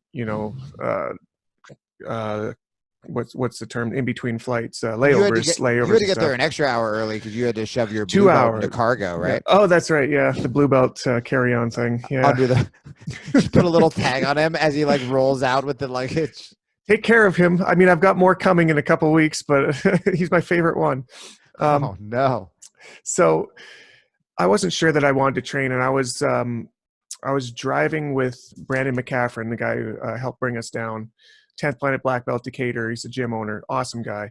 And I was like, Brandon, I still can't even get my head right. I'm dizzy. I feel tired. I don't think I'm going to train tonight. And then I stopped myself. I'm like, but I'm teaching a seminar tomorrow. Like I should probably train with these people, right? And he looked at me. He's like, yeah, absolutely. If it was me, absolutely, I'd train. In fact, go out there. What are you teaching tomorrow? I'm like, I'm teaching some of the reverse Kimura stuff. He's like, all right, you go out there, you reverse Kimura all of them and spread the legend. That's a badass way to say it. I did the opposite. But that's a great line. I love it. Spread the legend. So that convinced me. I'm like, sure. Okay. We're going to spread the legend. We're going to go out there. So I literally said no to like 3 people. I was like, no, thanks. It's different because you got an injury though, right? I do. Yeah. Although I went kind of hard with Eli, I think.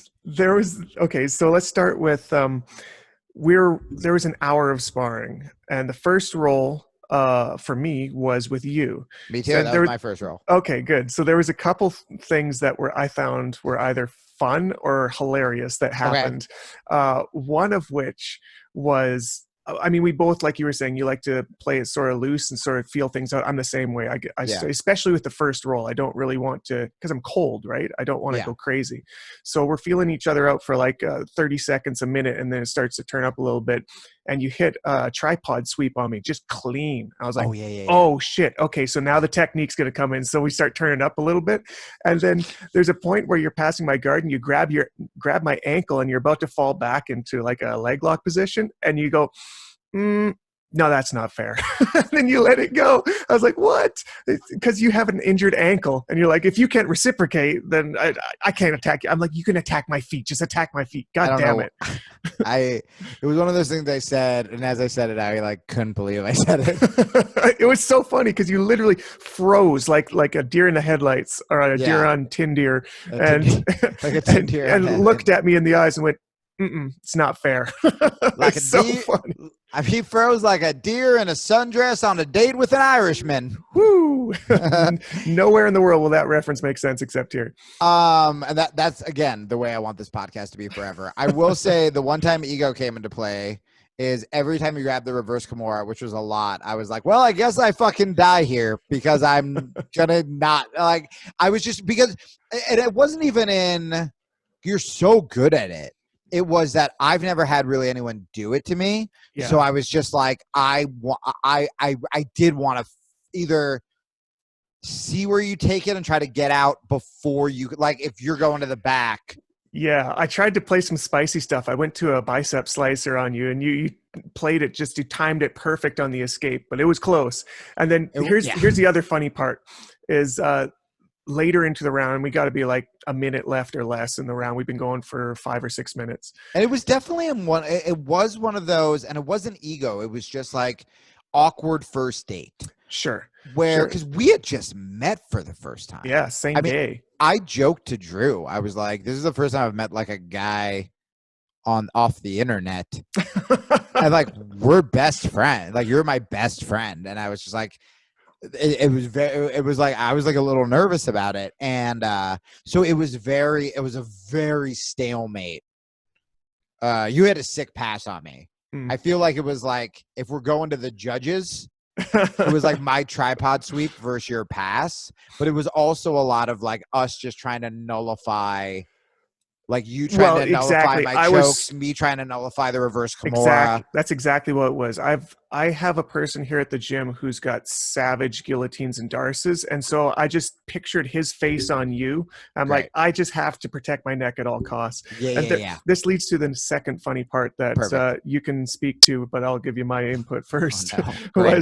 There was a point where just out of happenstance, because I don't generally look for this, but maybe it was because my head was so on anti-guillotine, where I hooked up a guillotine on you, and it was deeper than I thought it was going to be. I'm like, I followed it and was so thankful that you blocked it because it was starting to get deep. And I thought afterwards, like, that would be the dickest move if I actually submitted you with your move.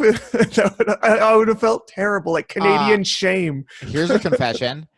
I almost, if I had more time and was more of a troll, I wanted to study reverse Kimura without telling you, and then at the seminar be like, I will now be showing counters to the reverse Kimura. Hilarious. And I think at one point I told that idea to Nate when I was in Albuquerque, and Nate's like, go get the Instagram handle reverse Kimura counters, which I have. Amazing. I'm like not that kind of guy though.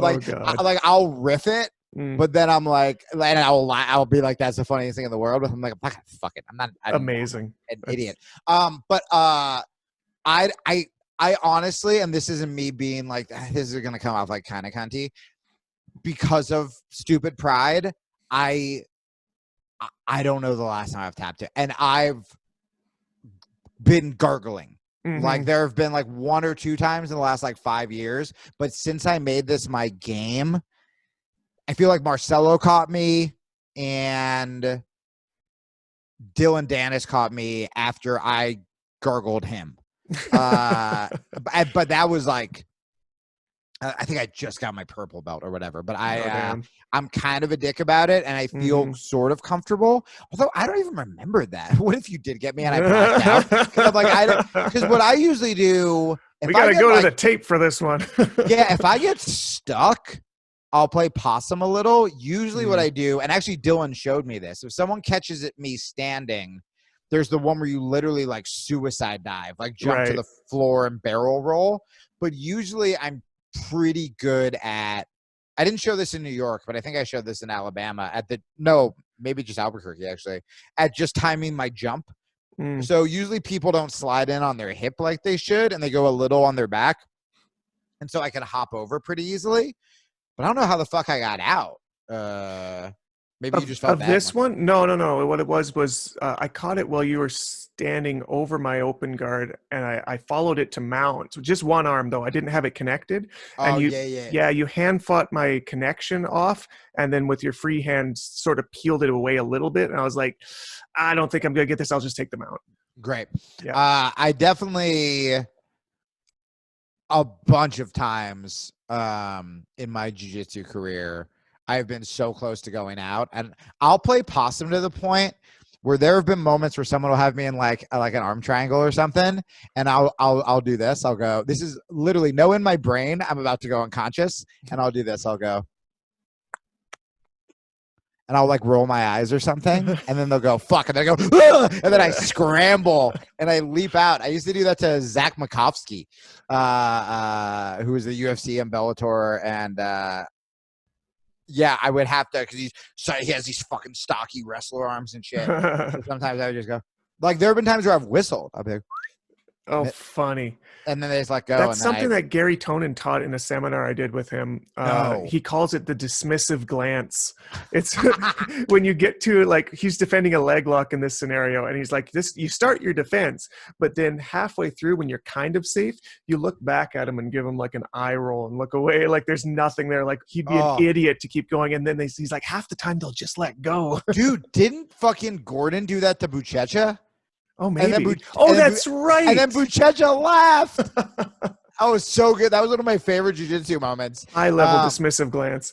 So another version of that, by the way, Paul Schreiner from Marcelo's showed me, if you're competing, when you're like so tired, you go to tie your belt, but while you're tying your belt, Drew can describe it. If you're watching on YouTube, you see, while you're tying your belt, you're just like glaring across the person, and you're like kind of pacing. I'll do that when I like kickbox. I'll do like a big circle, like arms down, just to be out of their way, but it looks like I'm posturing, but in reality I'm just catching my breath. Yeah, that's funny. Mind games. So hands down, fuck around. There we go. Nailed it. Second roll for me that night, and I had a bunch after this, but the second one, me and Jamie were sort of like, doing the happy just rolled together thing, talking about, yeah, that was so fun, that was so cool. And then across the mats, like the next round had already started because we were bullshitting because we're awesome friends and shit. Yeah. And we're like, we were so tense while rolling and incredibly exhausted. But like a minute into the second round, you look across the mats, and literally the only person not rolling is a 320 pound, I think he's got to be 300 pounds, Alabama state powerlifting champion, which I knew, by the way. I just want to preface that. Yeah, well, Brandon had been bragging him up. He's like, you should roll with our powerlifting champion, state champion. I'm like, that sounded way too much like Bill Clinton. I'm sorry, Brandon. I think he's from Alabama. Oh, there we go. Never mind. Yeah. Okay, so you point out that he's the only one. I'll do my Bill Clinton impression just so Brandon's not of it. My family killed Jeffrey Epstein in a prison cell. All right. Nailed it. Thank you so much. So you pointed out across the mat to the only person not rolling being this large individual, jokingly look at me. Story, right? You're about to hear from me. You jokingly look over to me and be like, "Why don't you go give that guy a roll?" I wasn't joking. I said it loud enough so he heard, because he looked over, and I made sure I said it right in front of Brandon. And I pointed at him. Yes, so, you did. He saw me point at him like I was calling him out, not that I was whoring my friend out. Whoring. I think that you thought you were like throwing me in front of a Gatling gun. I just thought it was hilarious. Yeah. Without a beat, I look over at Jamie and go, okay.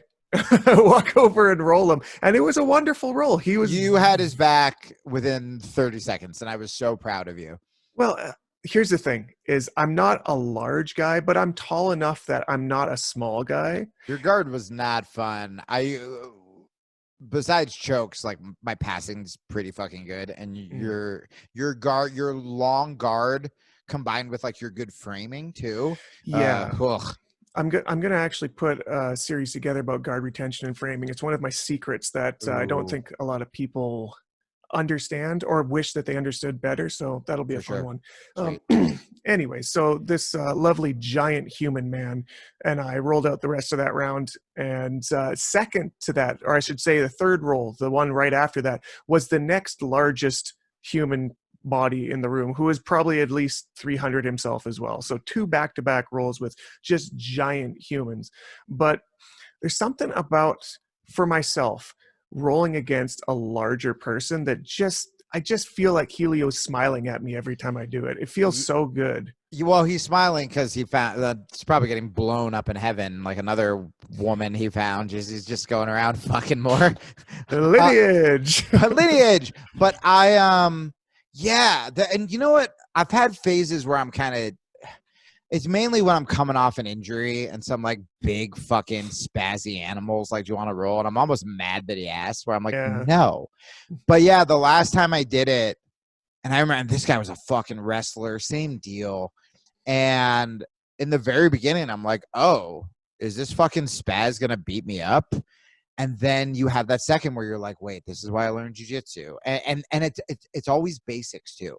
Yeah. Like sometimes if I'm like just pissed and want to end it, I'll go to my guillotine game. But like if I fuck up because I'm going a little too loosey-goosey and they're big, it's full guard. It's break their posture. You know what I mean? And I remember for the first time in so long, I got an arm bar from closed guard, and a slow one. Like step by step, like oh right, I remember you saying that, like all that stuff, and I had that exact feeling where I was just like, okay, this is what happened in a street fight, and you need those checks, like you really do. Yeah, that second large person, I forget his name. I'm sorry, but it was Samantha. Right, dear Samantha, my third roll. I could tell there's something strange because I'm used to rolling in a gi. And so everybody knows what rank you are before you roll them. And you can, as a black belt rolling, anybody lower than you, you get that kind of like, big breath before like you slap and bump kind of thing. Yeah. In no-gi, you don't have that. I had no ranking, obvious markings on me. So I felt like I got more honest rolls from most people. But, interesting. Yeah. Almost like, because they're coming at you thinking they have like they're not defeating themselves. They don't know who I am at all. They don't know my name. They don't know my face. I'm just a new guy here. No. But what I'm wondering is if they see the black belt, if the reason that Sai comes, and again, we can apply this to even not rolling with black belts, is they kind of defeat themselves in their own head first. For sure. I'd like to talk another episode about the black belt phenomenon, because that's part of it is the early tap. You don't get that at any other belt. Right. By the way, I'm kind of the opposite, where I'm like, I don't go harder like physically or spazzier with black belts, but a lot of times I'll end up having better rolls because I'm just like, fuck it. Like they're like, I can't lose. Yeah, for sure. You know what I mean? Yeah, it's win-win against. So it takes ego out of it a little bit. But that's interesting because they probably came at you like, oh, this could be like a blue belt visitor. Well, for sure. And there were some higher belts, like both of these. And I kept telling them you were talking shit, by the way. Yeah, I knew it. Both of those big guys were white belts to some degree. I think one had been training a couple of years, but either way, I went with some higher belts later on in the day or in the night. And I felt like I was saying, I got more honest rolls because I don't think all of them knew that I was a black belt, which was fun because they wanted to, I don't know if it was like they want to protect their turf or whatever, but they had some pride in it, which was fun to play with. That sounded Keith. really evil. Fucking Keith. So yeah, for sure. That second big guy, I'm trying to get to this. He was so just naturally humble, which was something I wasn't necessarily expecting from someone who's just so giant. I asked him, because I could tell he was a little nervous before we slapped and bumped. I was like, is there a position you want to start from, something you're working on right now? And he looked at me straight in my eyes and said, reverse cowgirl. He said, man, you just submit me every way you can and I'll learn from that. Oh, I love it. What a good old boy. Yeah, it was I've great. had white belts say stuff like that, or even blue belts say stuff like that to me. And it's sweet. Again, it's like you got to find that balance. Like comics do this too, between like self-deprecation and self-hate. But the fact that he added in, and I'll learn from that, it's like, yeah, that might be that balance. That sounds cool. Well, I did preface that Alabama Rolls stories with it was going to lead into the next question. We may have actually already covered it, but from Adam, he says, what was it like seeing Drew in person for the first time after doing so many podcast episodes together? Oddly sexual. Deeply. Great. Next question. Medium deep right off the bat. Yeah. I mean, nice. I think I said it in the beginning. I was just like really nervous and at the airport, and then I was like, I was treating it. I mean, honestly, I was like, I hope he thinks I'm funny, and like, and also the fact that we like didn't fight at all. Yeah. And like we're doing a seminar together. I felt so bad because I was getting like dragged in and out like before the seminar. So like I didn't get to, because usually I give these big speeches at like the end, and like I wanted to like learn the reverse Kimura stuff, but then we had to go like shower at like strangers' houses, and I don't know. I don't know how they do it there. But and then we're creating stuff together. You know, like I would write this. The way it worked is like we kind of did Curb Your Enthusiasm style sketches where I would write. Like I wrote the premises and the outlines, and like we knew the beats we wanted to hit, and then we would improvise those beats. And so we had a bunch of opportunities. We could have been dicks. Like literally, like we fought, we made stuff together, we did a show, scheduling, like there was so much stuff, and like, yeah, it was fucking perfect. It was great. I miss you very much. Yeah, I'm actually already looking forward to Miami coming up at the beginning of April, where we're if you guys want to see Drew and I give our commentary debut and my Miami debut. So far, I haven't gone to one city without breaking my celibacy, so I assume Miami will be no different. Miami will be Subversive, which is an incredible tournament. They're also doing a lot of good when it comes to like marijuana legalization, CBD, and 10th Planet Freaks are going to be there. They're fighting Cyborg's team. And then Drew and I are doing commentary for Flow Grappling and for them. So hell yeah. We're so fucking excited about it. So you guys should 100% check it out. We don't advertise anywhere for fucking free, but we're excited to be part of this. So we're going to keep shouting it out. Hell yeah. So that'll be the next time we get to meet. And we're going to be talking to each other once a week anyways. So no, it's good. So what a sweet question, Adam. Yeah. We get along as much in life as we do in virtual life. Hey, stop fucking up. Stop fucking up the podcast. You piece of shit. Are we recording? Oh shit. Sorry. Again? He was my best friend. Just edit that in, you fucking idiot. Yeah, I'll cut it again. God damn it, Jamie. We could do one more question, but why don't we talk about first, besides the awesome rash guards that we got, which could be its own podcast. There's lots of, 10th Planet is kind of known for their rash guards. They have their own rash guards gym to gym. Oh, my favorite thing about seminars is I am just loading up on fucking free. By the way, there's a story I cannot tell you on the air about New York that even though I'm so tired and need to go to bed, I have to tell you when we stop recording. Okay, definitely. I'm curious, what shirts were you wearing in New York? Specifically in New York? Like Levi, no, like Abercrombie. No, that's not. Target. So, bitch. Um, In New York, where one of our sponsors has a brick and mortar facility where they son of a bitch. He's still not Subversive? They don't have a brick and mortar store. That'd be silly.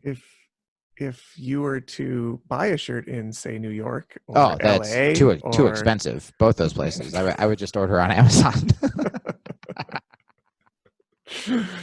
Drew, you know what I was wearing? SUPERARE. Hell yeah. I wear my fucking SUPERARE. I did, although I think I was wearing a hoodie because the fucking studio was so cold. But I did Sam Roberts. The show will be out today from the WWE. Yeah. And he hosts with Jim Norton as well on Sirius. I did his podcast, and I was rocking my Muhammad Ali shirt.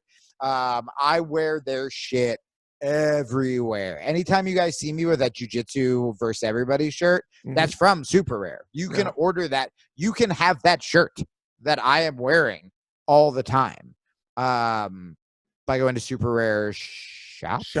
SUPERARE shop. You bet. Shop.com. And then use promo code Rear Naked, and you get 15% off of that shirt. And get some gloves while you're there, because their gloves are the dopest gloves you've ever seen. I had a girl, and again, I'm celibate, as you all know. You don't know how celibacy works. I feel like you just don't know. Well, you know who else doesn't know? The Catholic Church. And at least I'm fucking grown-ups. Okay. Stop raping kids, everybody. So SUPERARE, right? SUPERARE doesn't rape kids. Nope, not once. Not even a little bit. Not even a questionable minor. Look, right. So there's a girl, and we almost hooked up, and we didn't. And she must have heard I was celibate, and she's back in my life. Probably what it was. Talking every day, and look, is she flying to Arizona in like a week? And I didn't tell you about this. 100% she is. And what she said to me today, didn't comment on my appearance. This is the body she's going to be fucking. She said, I really like your Muhammad Ali shirt. And I was just like, hell yeah. Use promo code Rear Naked. I didn't say that. I was like, yeah. I think I was like, it was ridiculous. I was like, oh, I feel so, because you wanted to like video call because she's a girl. And I was like, I'm gross. I just got off the plane. And she's like, oh, no. I like your shirt. And I'm like, that doesn't say I'm not gross. That's like, you're still gross. But she's like, no, but you like picked out this shirt. And I was like, this is horrible. And then I can just picture her getting back to your room and be like, no, keep the shirt on. just drop the pants. No, can you pull the shirt over your face? Is that okay? I want to see Muhammad. I walk into the shower and she's just caressing the shirt. It's like, ugh, what the fuck is happening? Ugh. So anyway, all we're saying is 15% off, code Rear Naked at superareshop.com will get you laid, whether or not you deserve it. Oh yeah. Whether or not you want it. That's where I'm at. You might 100%. get like unwanted accidental sex just because it's so sexy. I don't know what my favorite part of our ads are. It's either the ridiculous tangents or trying to bring it back. Trying to bring it back is low-key my favorite. We're like ducking and swerving all of these things that should get us banned. Yep. That we should absolutely lose our sponsorships. How many other ads do you hear on any other podcast where in the same ad we talk about Catholic child rape as well as accidental sex? That's not our fault. That's fucking, I don't want to take the blame. I don't want to lose our sponsorship because they keep raping kids. Yeah, it's not that they don't. Yeah, don't victim blame the Jiu-Jitsu podcast. True. Although I guess, yeah, don't add to the list of the Catholic Church victims. But just like that, we duck and swerved it again. 15% off using promo code Rear Naked. SUPERAREshop.com. Ba-boom. Okay, last question before we cut it. This has been a lot of fun, by the way. This is the first time we've done without guests, and I think that, like I said, this one's for the fans. The fans are the ones that are talking to us, and we're ostensibly talking back to them while we're talking about big guys in Alabama and deer heads. This is also longer than I thought it would be. I'm just having fun. Yeah, no, it's good. Last question, and we got a bunch from Instagram, so thank you everybody there. Keep following us. Follow Drew _Jitsu. Follow me at the Jamie Kilstein. Get Drew's Reverse Kimura series, which you can. It's all up on there. You can also follow Reverse Kimura on Instagram. By the way. Yes. No, sorry. Listen to the Jamie Kilsing podcast where you're going to get to hear that story again, but better because it gets better. Monday, I tell a story about an ex-girlfriend of mine getting jealous of her own pussy, and I interview former WWE wrestler who was fired for smoking weed, Matt Sydal, who is still very legendary. And then next week, I already did the interview.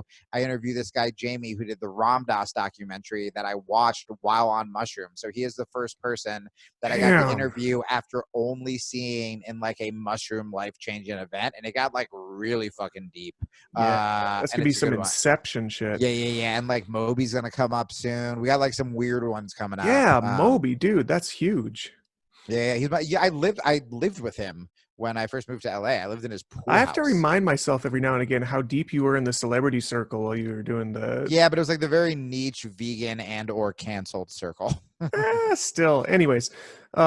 Speaking of Reverse Kimura, the series just went live this last week on Tuesday. So I want to just put a huge shout out to everybody out there who's been supporting it. It's been very well received. I feel very blessed. In fact, we actually got another sale during this podcast. I just looked at my notifications from none other than Marvin Castell of 10th Planets, Black Belt out of HQ. So thank you, Marvin. I hope you enjoy it. Yeah, send me any questions or any other innovations. I know he's an innovator himself. He has an X-Break series that he did that everybody liked. Awesome. All right. Tell him he gets a shout out. You should fucking DM boys. him. Tell him we mentioned him on the show. For sure. So this question comes from Seb.Lloyd1. That sounds like computer code, but I think it's just Seb Lloyd. So Sebastian. You just Lloyd? gave your computer a virus that like just saying those words unleashed. Damn it. And it's like, I am Seb. Okay, he says, I'm quite new to BJJ, in parentheses, really good at hacking your computer.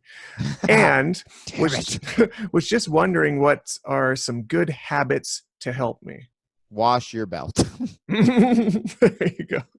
Yeah, if your white belt is now a brown belt, that's not normal. Not normal. Not normal. Don't do what I did when I was handed a black belt and was like, God damn right.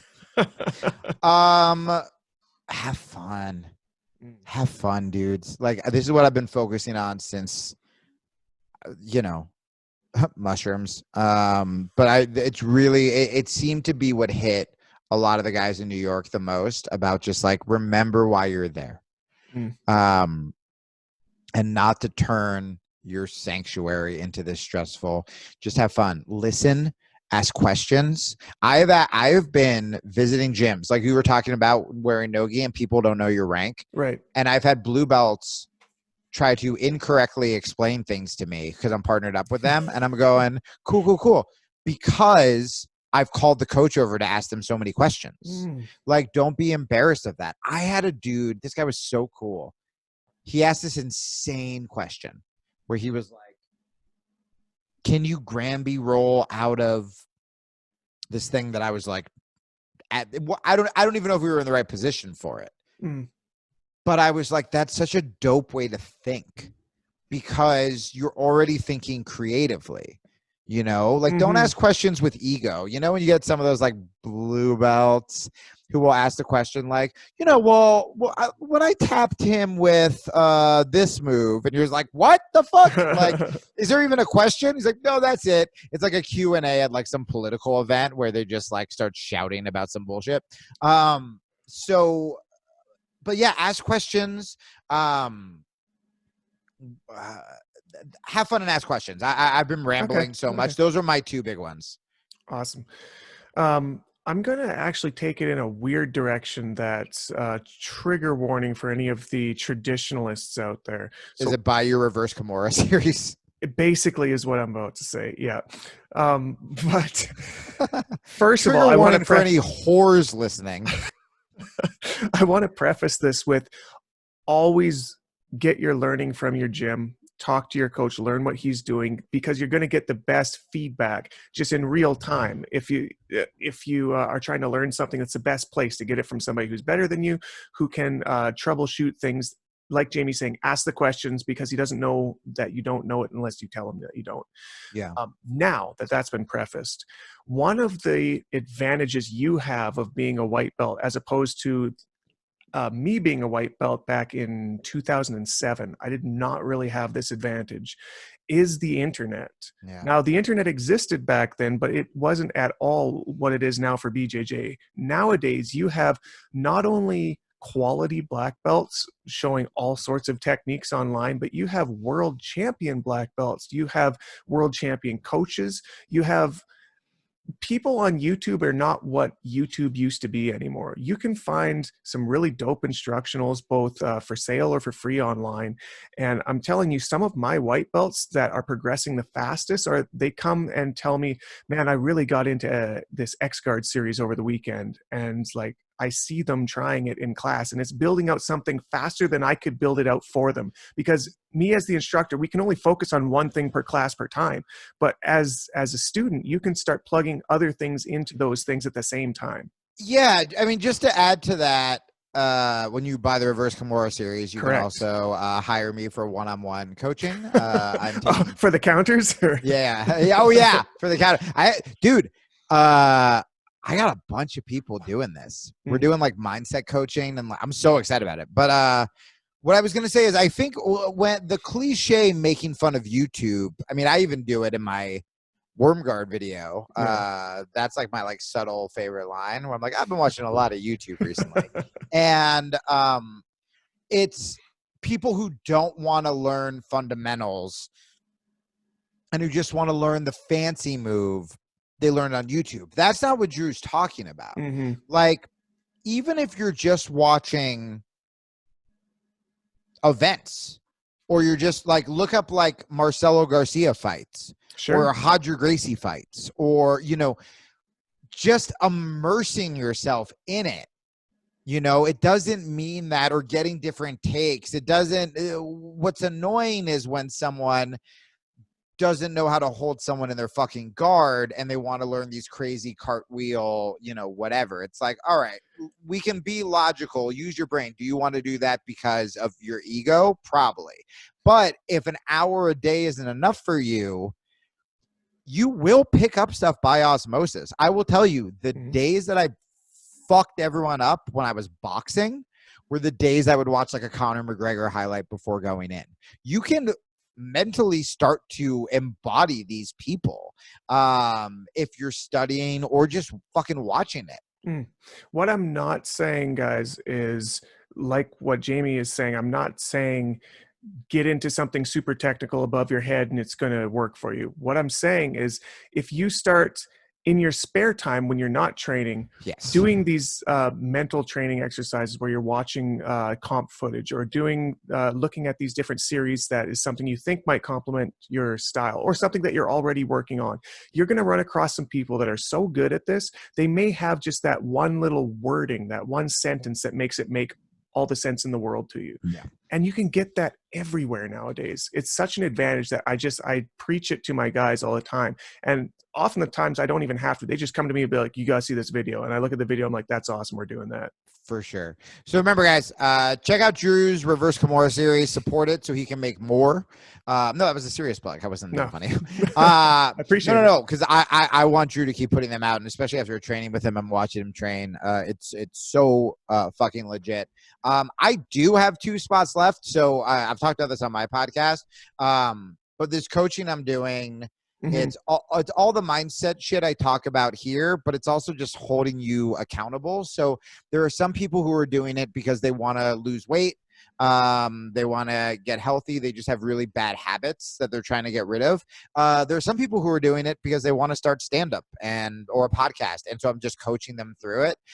So it's about the same price as like therapy, but we're doing it. We're doing more than that. So like, we're writing out like lists in the beginning of the week, and then I'm jumping on the phone with them every week. And it's really fucking cool. And I would like to do this more than stand-up, because it ties into jiu-jitsu, whereas stand-up I don't feel like does. Anyway, so you can DM me if you're interested about that, and I can send you an application. And then the other thing I wanted to plug for I guess it was just Subversive. I think that was the big, and the coaching. I just realized I haven't mentioned that on this show, and you guys are probably more familiar with the important roles of a coach than the little weirdos who listen to my podcast. Once upon a time, Jamie sent me out of the blue WhatsApp message, says, "Can I call you?" I was like, "Okay." And he calls me up, and he is so excited because he's finally put this together, that he's not only talking about all of these important topics constantly on his podcast, on this podcast, to a bunch of different people, but now they are wanting like personal input. And he's got, I was so excited that he was excited about this, because it made perfect sense to me. It was one of these things that once I heard it, I was like, well, fuck, of course you're going to do that, because it makes so much sense. Dude, that's so nice. And like, it's funny. I've secretly wanted to, and I didn't even tell girlfriends this because I thought it was so stupid, but I secretly had wanted to do this for a really long time, because nothing makes me happier than like sitting down with someone. I mean, I used to do this when I would coach at Henzo's, and people would just be so upset about something or whatever. And having them come up to me months later. I had someone when I went through all of my shit, I had someone write me and they were like, "Hey, you saved my life when like you signed a book you wrote or something, and like you really got me through, and now I can like say that like I support you." And it's like, oh Jesus. But I've had so many fucking fuck ups in my past, you know, like divorce and shit like that. But then I was like, that's the best person to get advice from. Exactly. You don't want to get advice from someone who's just like, oh, if you want to get better, you just jump into your cold plunge. And it's like, what? Like, no, it's like you want someone who has struggled and persevered and got out of it, and then can give you realistic things to do that aren't going to like bankrupt you. So thanks, dude. That was so nice of you to say, but it's easily the thing I'm the most excited about. And especially for this first batch of people, I am probably putting way too much work into it. I'm like devising like personalized like plan, like it's insane. But yeah, so I'm starting it tomorrow, which I'm really excited. So you guys can absolutely hit me up this week, and then I'm gonna do a 3-month program with the guys I have now. So you still have time this week, and then if not, we'll do the next one for the summer. Awesome. Well, I think that is the show, and the highlights were the Alabama breakdown, Tin Deer. And it was Tin Deer. It was Tin Deer and Medium Deep. If we can make all those hashtags to go viral. Thank you, everybody. And then there should be a new video from me and Drew. It'll be the How to Defeat a Larger Opponent, which Drew is in. I have a slight cameo in. So look for that. It's pretty good on though. Look for that on Instagram as well. We love you guys so much, and we'll see you next week. Peace out, homies.